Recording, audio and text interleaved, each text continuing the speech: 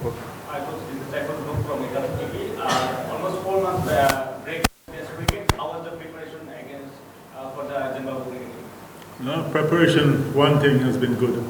I think the facilities down here are just a dream because you can do what you want. We're not far from the hotel, everything like that. So we've been able to do a lot of work in the short time we've been here.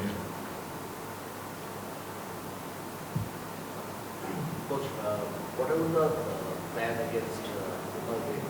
Usually we see that against them we will prepare for speed track.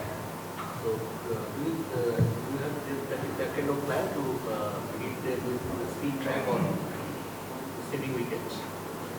No, our plan is to prepare a proper wicket and start trying to play as we want to take the test team in the direction that we play a certain way, and therefore we don't necessarily have to prepare a spin track for Zimbabwe.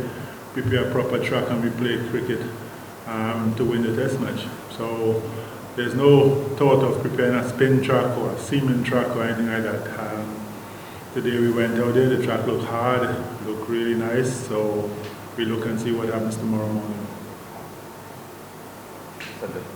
Coach, when people are retired from the white ball cricket, it will be help more to focus on red ball cricket, especially test cricket, and Mustafa is in good form against Zimbabwe last 3 tests. He got 2 double-handed. How think about him?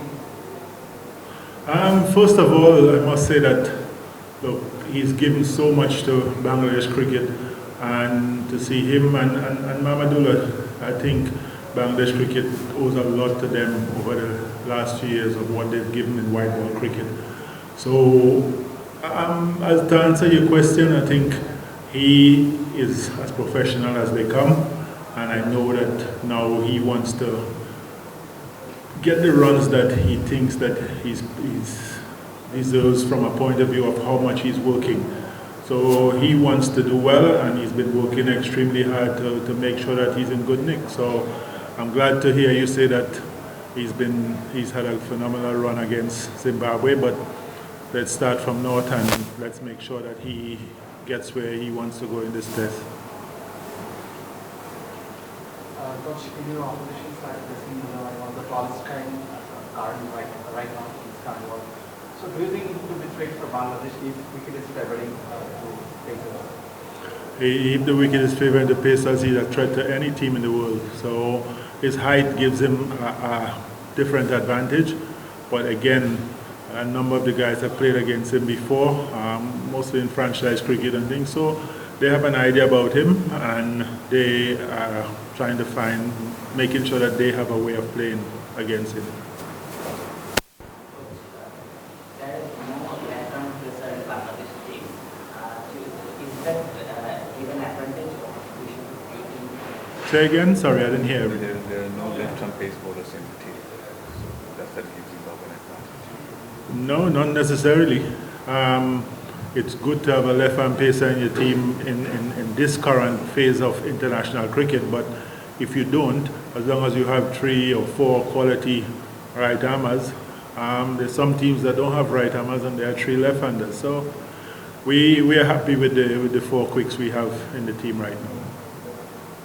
Coach, Bangladesh on their first test in 2005 way back, against Zimbabwe, and Zimbabwe was head coach that time. So how do you see Bangladesh improvement in the last 2 decades? How is there any improvement, or still their status is below? No, there's been a lot of improvement from 2005 to now. When you start Test cricket to how they're playing now, there's a lot of improvement. But in saying that, there's still a lot of improvement to go to get to where they want to be, which is up in the top 3. So there has been improvement, but a lot of work that we have to do still.